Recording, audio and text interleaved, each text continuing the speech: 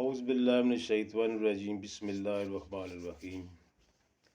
तहरीक अफजल पाकिस्तान की तरफ से अहले वतन को अस्सलाम वालेकुम। नाजरीन, आज मियाँ साहब की जो दौड़े हैं वो चौधरी शराज साहब से आज मुलाकात हुई है और चौधरी शराज साहब ने उनसे मुतालबा किया कि हमने अदम एतमाद में वोट आपको डाला और अदम एतमाद के बाद जो हमें इशारा मिला वो हमने किया, जो हमें इशारा मिला वो हमने किया। अब सीट एडजस्टमेंट पर बात हो रही है। काफ लीग की डिमांड 10 सीटें कौमी असम्बली की और 25 सीटें सूबाई असम्बली की, जिस पर एडजस्टमेंट हो रही। अब जो NA 68 था वो NA 62 हो गया।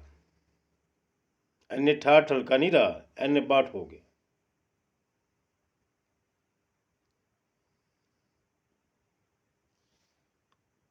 इधर अगर चौधरी सैनले इलेक्शन लड़ते हैं, नून लीग और काफ लीग के मुश्तरका उम्मीदवार चौधरी सैनले साहब इलेक्शन लड़ते हैं, तो यहाँ पर मेरे ज़राए के मुताबिक गजनफर गुल, उन्होंने पिछली दफ़ा तकरीबन 72,000 वोट लिया। अब वो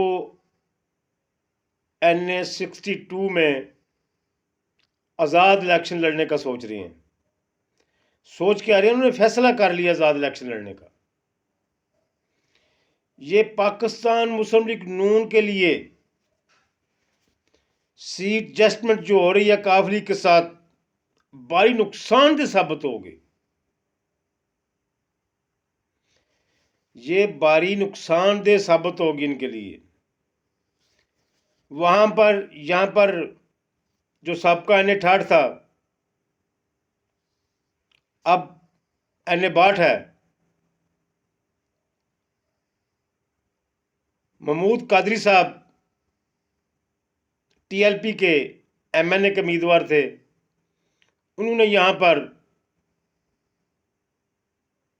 44,000 वोट हासिल किए। अब TLP के साथ भी जो बात चल रही है वो भी पंजाब में 2, 3, 4 सीटों पर हो रही है कि 2, 3, 4 सीटें TLP को दी जाएं और TLP पूरे पंजाब में नून लीग का साथ दे। अगर TLP 2, 4 सीटों पर बिकती है तो फिर TLP का वजूद पाकिस्तान से खत्म हो जाएगा। नून लीग खुद तो डूबी है, इनको भी साथ लेकर डूबेगी। उधर तहरीक इस्तेकाम पाकिस्तान जो पार्टी है वो भी मियाँ साहब के साथ सीट एडजस्टमेंट चाहती है। ब्रदर, ये सीट एडजस्टमेंट के चक्कर में पड़ेंगे ना तो इनके लिए बहुत मुश्किल हो जाएगा।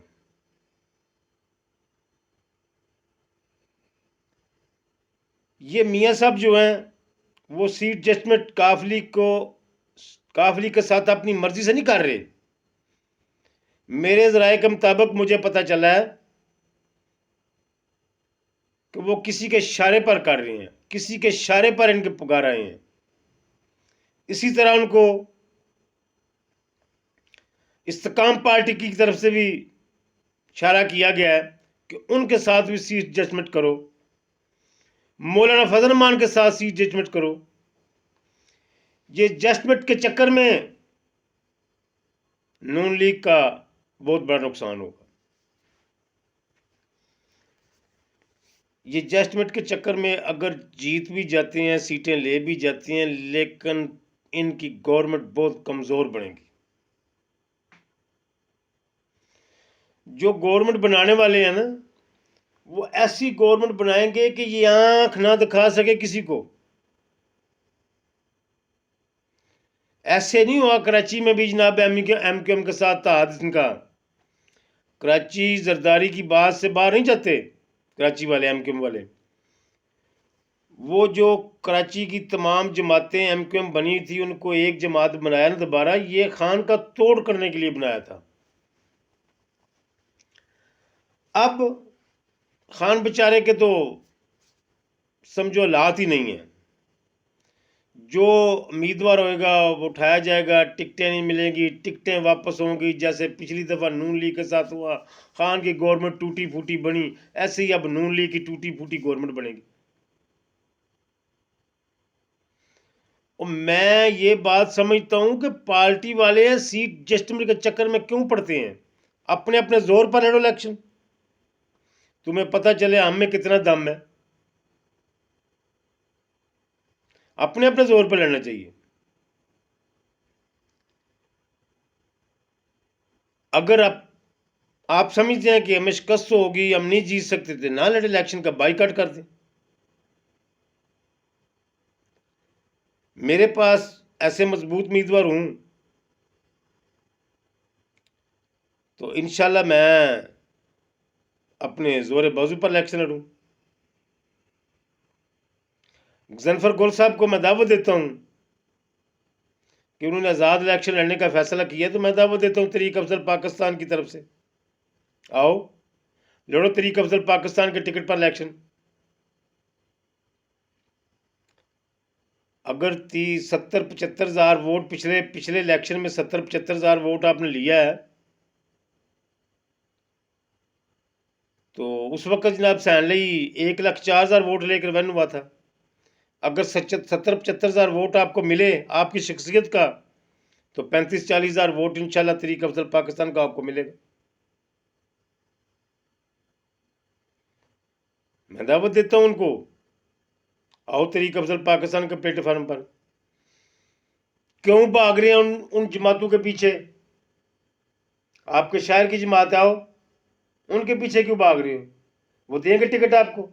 हरगिज नहीं। ये खिचड़ी पकेगी गुजरात की सियासत में, जीता भी ना जीतने वर्गा होगा इन सीटों पे। अब वैसे भी गुजरात की एक सीट बढ़ गई है नई हल्काबंदी में।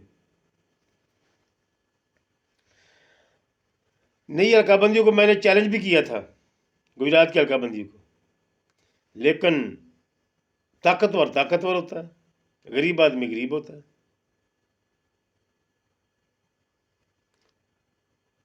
अब मैं आपको बताऊं कि जाफर इकबाल जो N69 में इलेक्शन लड़ता है, वो नून लीग से नाराज है। वहां पर किसी और को टिकट दिया जा रहा है, वहां पर पीटीआई का उम्मीदवार ठा लिया गया और पीटीआई के उम्मीदवार को इलेक्शन नहीं लड़ने दिया जाएगा। ये सियासत नहीं है, इसको सियासत नहीं कहा जाता किसी उम्मीदवार को उठाना, ये बुज़दिली है। दलेरी के साथ मुकाबला करो। हार जाए तो क्या होता है? हार जीत होती है ना, क्या होता है जी हार जाए तो? ये बुज़दिलों का काम है अपने मुखालफिन को उठवाना। दलेर आदमी का काम है उसको शाबाश देनी में मुकाबला तेल मार के कर सोनिया, अपने तलक से उठवा देना, उसको गैप करवा देना, इलेक्शन जीत जाना। ये कोई इलेक्शन नहीं है, पाकिस्तान की सिलेक्शन है ये। कभी अल्लाह पाक ने वक्त दिया तो बताएंगे इनको, जनाब मेरी मुखालफिन को जीत जाए तो उसको दाद दो, उसको मुबारकबाद दो, क्योंकि उसकी कारकर्दगी अच्छी है आपसे, उसकी शख्सियत अच्छी है आपसे, वो जीता है। और जीतने के लिए अपने अंदर खूबियां पैदा करनी चाहिए। ये हमारे यहाँ MNA MP जीत कर मुड़ के वापस अपने हल्के में नहीं आते तो दोबारा उनको कौन वोट देगा? मैं तकरीबन 100 में से 65% लोग जो हैं वो सैलरी को वोट नहीं देना चाहते। 100 में से 65% लोग सैलरी को वोट नहीं देना चाहते। वो नून लीग और काफ लीग का मुशतरका उम्मीदवार होगा। सैनलाई नून लीग और काफ लीग का मुशतरका उम्मीदवार होगा। वो इलेक्टेबल रह चुका है, उसका अपना भी वोट 40% होगा। अगर अपने इलेक्शन पर अपने वोट पर लड़े तो नहीं जीत सकता। नून लीग की सपोर्ट हुई तो इस हल्के से जीत जाएगा। इस हल्के में PTI का उम्मीदवार नहीं होगा, इसलिए सैनले की जीत वाज़ेह नजर आ रही है। अब TLP भी इस हल्के में अपना कैंडिडेट नहीं खड़ा करेगी। ये मैं बात कर रहा हूं दावे से कि TLP जैसे पिछली दफा 28-27 लाख वोट लिया ना, अब उनकी पावर कम हो गई है। बाबा जी के जाने के बाद उनकी पावर कम हो गई है। अब उन्हें 2-3 MP MNA पर बिक जाएंगे TLP वाले भी। जो लोग बड़े नारे मारते हैं TLP के, देख लेना वो नून लीग के नीचे इलेक्शन लड़ेंगे, जो 2-3 सीटें होंगी। ये सारे काम अपनी मर्जी से इंसान नहीं करता, ये करवाए जा रहे हैं ब्रदर, ये काम करवाए जा रहे हैं। मैं फिर गरीब आदमी को ये कहूंगा, मत डालो किसी मीर सियासतदान को वोट। आपके वोट की कदर नहीं होगी। आप किसी गरीब आदमी को वोट दे, भले वो हार जाए, कोई बात नहीं, आपका ज़मीर मुतमिन होना चाहिए। ये काफ लीग के, नून लीग के जो चोर चूहे हैं ना, वो जोर पकड़ गए हैं। अब इलेक्शन करीब आ गया, उनकी जेबें भरने वाली हैं, वो जोर पकड़ गए हैं। वो आपसे बड़ा अखलाक और बड़े प्यार से पेश आएंगे, लेकिन इलेक्शन के बाद अगर आपको कुछ थाने का काम पड़ गया, 50,000 लिया आपसे, 20,000 30,000 अपनी जेब में डाला, 20,000 आगे थाने में दिए, क्या फायदा ऐसे काम का? काम जो शख्स आपका फ्री करता है, बगैर लालच के, बगैर मतलब के करता है, अपनी गाड़ी पे जाकर करता है, वो मुखलस आदमी होगा। जो शख्स कहता है चलो मैं चलता हूं आपके साथ, आप कार ले आओ, वो मुखलस नहीं है। वो अपने मफाद के लिए आपके साथ जा रहा है, अपने मतलब के लिए जा रहा है, अपनी दिहाड़ी लगाने के लिए जा रहा है। ब्रदर, आपने देखा होगा कि हमारे थाने एक एक जनरल काउंसलर जो है वो चला रहा है, SHO उसकी मर्जी का आ रहा है, जिसको वो कह रहा है ऊपर जनाब मेरी, वो नीचे SHO आ रहा है। ये क्या कानून है मुल्क का? ऐसा नहीं होना चाहिए। जो ऑफिसर नौकरी कर रहा है उसको मेरिट पे नौकरी मिलनी चाहिए, मेरिट पे उसको नौकरी करनी चाहिए। किसी की सिफारिश या रिश्वत के करीब नहीं आना चाहिए। सिफारिश और रिश्वत एक ही चीज़ है।